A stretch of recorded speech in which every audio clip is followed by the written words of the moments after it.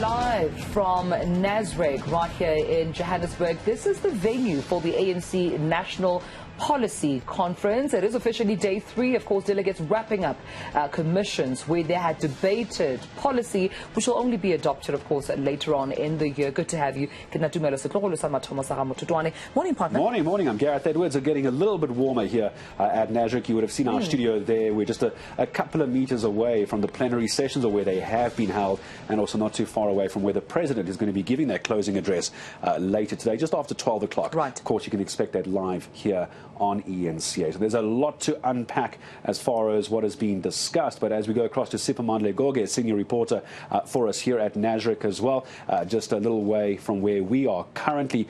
Sipa, it's difficult, isn't it, to try and pick one particular discussion point as to where to pick up, because the ANC talking about corruption, but then, of course, the big focus of that attack in Krugersdorp on Friday has now been how the ANC is going to handle GBV and that policy going forward as well. So a number of those sessions were closed.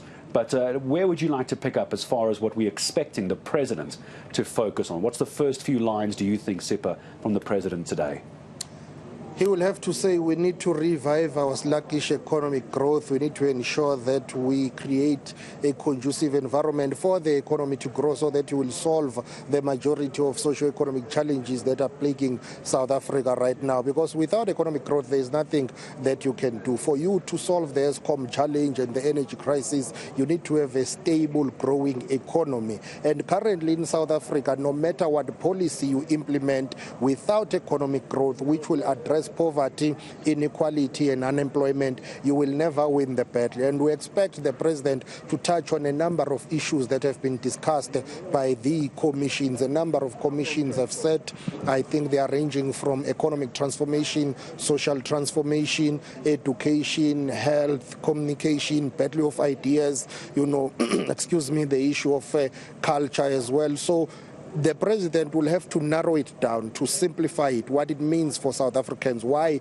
this matters for anyone who's not an ANC member, because the reality of the situation is that the ANC is the governing party in South Africa. Whatever they discuss here, they will resolve on it, take it to the National Congress in December to make all those issues and resolutions, final resolutions of the conference, which is the highest decision-making body in terms of ANC politics. And the President will have to reflect on all the commissions and the policy proposals and discussions that have taken place here. But on the issue of gender-based violence, he will have to provide something concrete. This gathering of the ANC will have to do something very unique, different and urgent.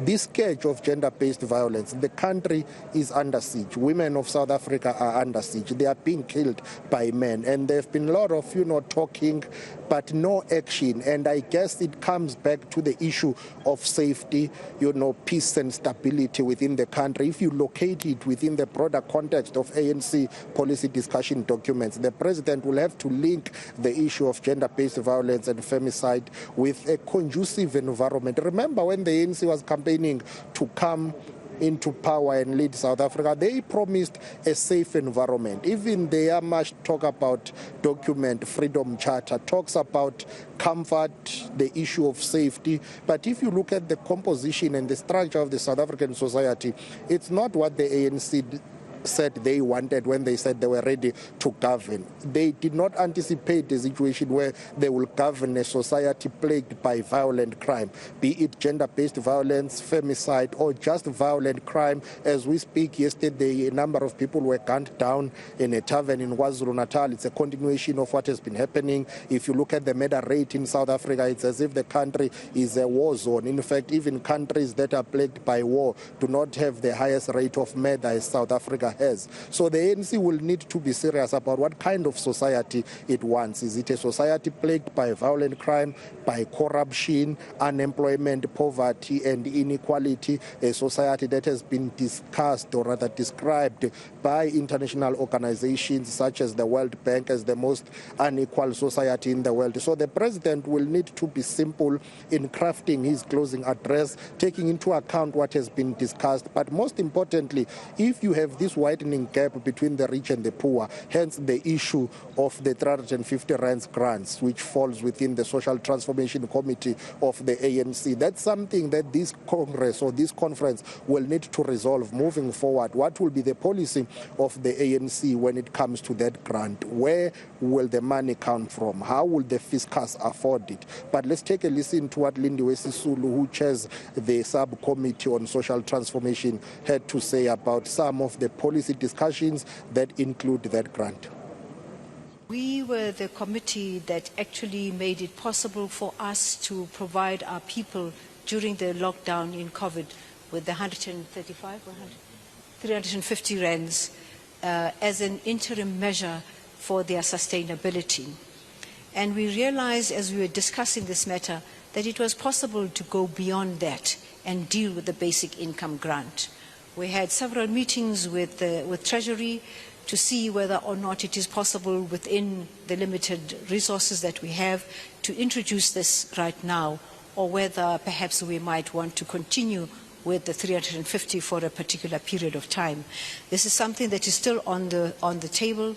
The Minister of Finance will give the final verdict on this because it is something that will have to be factored into the budget.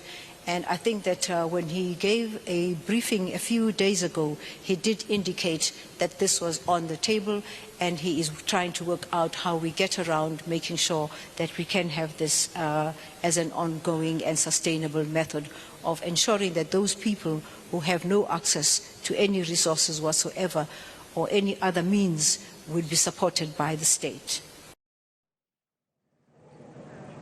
And Siphamandla Goge, as we continue to just dig down into the minutiae of what the comments were from former presidents, current NEC members as well. I know we're going to talk in a second about the expropriation question, because that's, of course, got to be a policy that has to be focused on, drilled down, narrowed down ahead of elective conference later this year as well. But all of what we're discussing at the moment, and I'm going to ask you just to give me your thoughts and take me to what the former president of the ANC and former president of the country had to say.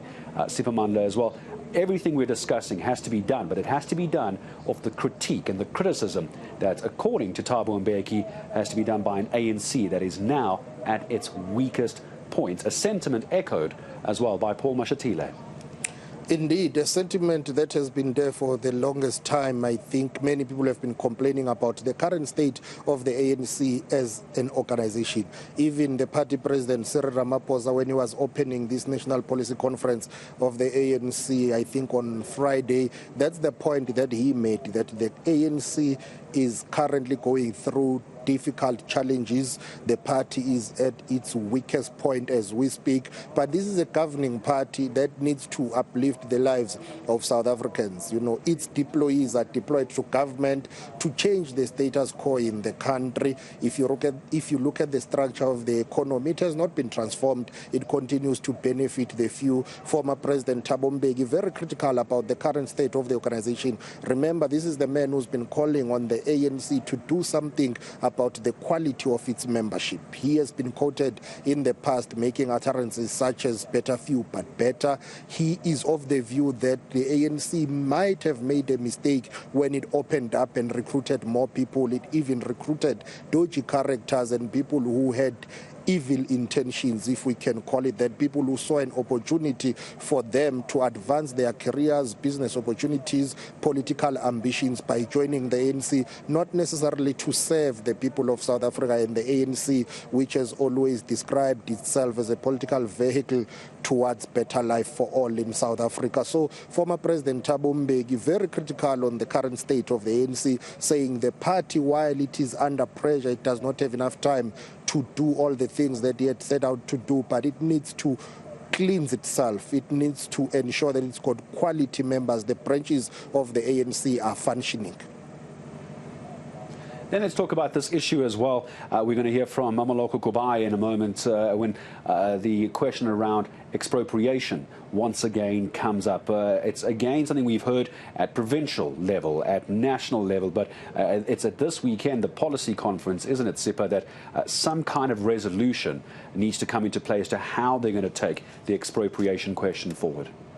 I guess that has always been a very difficult political terrain for the ANC. It has always been a thorny issue. The ANC has already resolved on the land question, expropriation of land without compensation. But the interesting and the ironic part about it is, moving forward, how do they implement that? Hence, many people who are critics of the ANC are saying, well, maybe there is no political will to resolve the land question in South Africa. The ANC has been the ANC has been accused of egg walking around the issue of the land question, something that they've resolved on. The 54th National Congress of the ANC here in Nasrec was very clear on that. The 53rd National Congress of the ANC in Mangaung was clear on that. So over a number of years, the ANC had resolved on the land question. But remember, the entire process needs to be taken to Parliament, and you need to have the amendment of the Constitution. Some people say, well, actually, you do not need that because Section 25 of the Constitution is very clear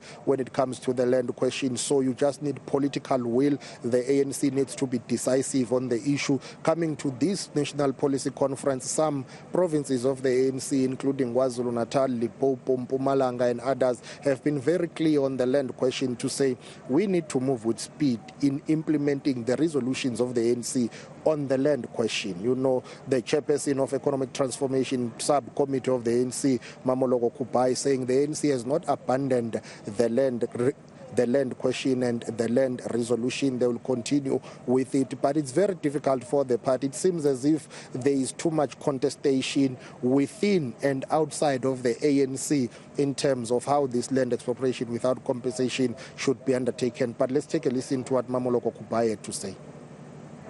The expropriation bill is there. It was balanced discussions and also sort of looking at what is it that we can do. And more delegates were saying we still have to try and pursue other parties to join us in this area so that we can be able to see the amendment of Section 25, but more reaffirming, acknowledging that, yes, there is shortfall in terms of numbers of ANC in Parliament, but there was a feeling that we shouldn't drop this as a resolution.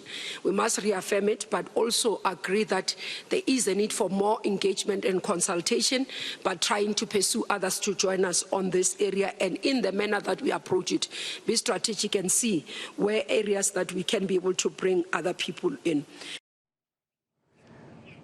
Well, South Africa not a direct target of terrorism, Siphamandla. Let's talk about how the ANC views terrorism on the continent, but perhaps I think we need to bring it a little bit closer to home, don't we, and talk about, for example, the issue in Mozambique, Cabo Delgado, which has been a big problem the last few years as well. What is the stance that we're hearing from this policy conference on the issue of terrorism? That's one issue that came very sharply during the commissions. It was discussed, even though South Africa may not be directly linked with terrorism or not be under threat currently. But if you look at what is happening in the country, it has sparked a debate. You know, the issue of violent crime in the country, the killings in taverns. Some people said this is a well-coordinated, violent crime. This is planned. Maybe it could be linked to terrorism. But of course, the South African government came out saying, well, they view this as just pure criminality for now. But even though South Africa may not be directly linked with terrorism or terrorist acts, but there have been reports about terrorist networks and organizations that are using South Africa's sophisticated banking systems and infrastructure to finance and fund certain organizations outside the country's borders. So it would be a concern in terms of what is happening currently. But with our neighbor, Mozambique, remember that all those who are in the diplomatic circles will tell you that in Mozambique, you have, a regional situation which has a potential threat of destabilizing the entire SADC region if it is not addressed. So terrorism in Mozambique has affected the entire region, because if one country is unstable, the rest of the region will be unstable. Let's take a listen to what the chairperson of the Subcommittee on Peace and Stability, David Mahlobo, had to say on the issue of terrorism. We've also noted the issues around the rise of terrorism and the issues of terrorism that has actually caused a lot of misplacement and displacement of our communities. We have looked at that, and we are actually calling for stability in the continent. and the non-state actors and the people that are foreign people that are interfering in our own affairs. Therefore, the issues of strengthening of the African Union peace and security architecture is an important element we are looking at. In our own shores, Comrade Pule, we are saying that as South Africa, we remain relatively stable. The issues of terrorism is an issue of concern. We are not worried about any terror attack, but we are saying that South Africa can't be used as a safe haven in terms of planning, recruitment, and financing of terror organizations. All right, Siphamandla Goge, him and everyone else here at Nasrec waiting to hear what the president of the ANC has to say. Their closing address just after midday today. We'll go back to Siphamandla Goge later in the morning.